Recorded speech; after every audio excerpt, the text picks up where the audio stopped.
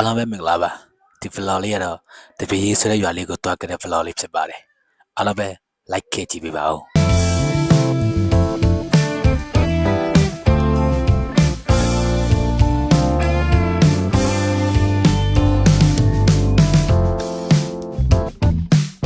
ဒီရွာလေးကိုတွားတဲ့လမ်းလေးကတော့အခုညနေအတိုင်းပဲ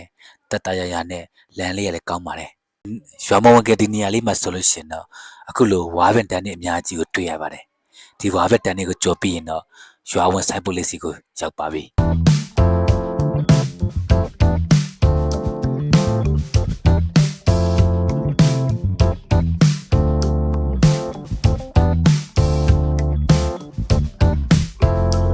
ဒီရွာဝင်လန်းလေးရဲ့ညာဘက်ချမ်းမှာဆိုလို့ရှိရင်တော့အခုလိုပဲအရှမ်းလာတဲ့ကြောက်တောင်ကြီးတစ်ခုကိုတွေ့ရပါတယ်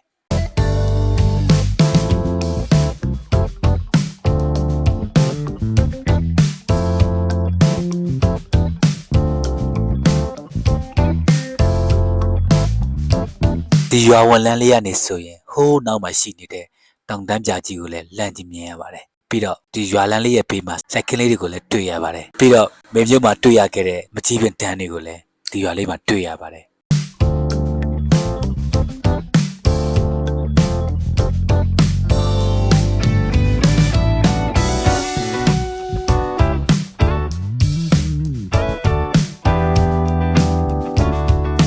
ရွာလဲလမ်းဆောင်ကနေဟိုးနောက်ကတောင်တန်းပြကြီးကိုအနီးကပ်ကြည့်ရလဲအရှမ်းလာပါတယ်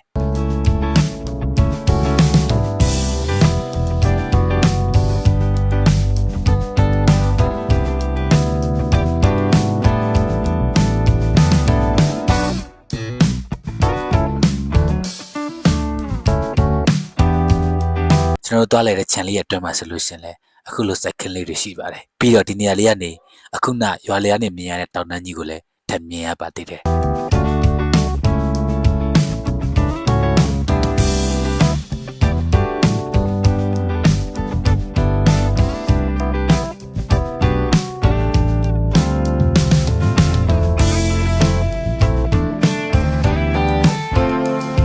အခုနောက်ဆုံးအနေနဲ့ဒီရွာလေးရဲ့အလှဆုံးရှုကလေးတစ်ခုကိုပြမှာဖြစ်ပါတယ်ဟုတ်ပါတယ်အခုမြင်နေရတဲ့တောင်ကုန်းနဲ့ဖျားစီတီလေးဖြစ်ပါတယ်ဒီရှုကလေးကိုကျွန်တော်ဒီရွာထဲကနေပြန်လာရင်းနဲ့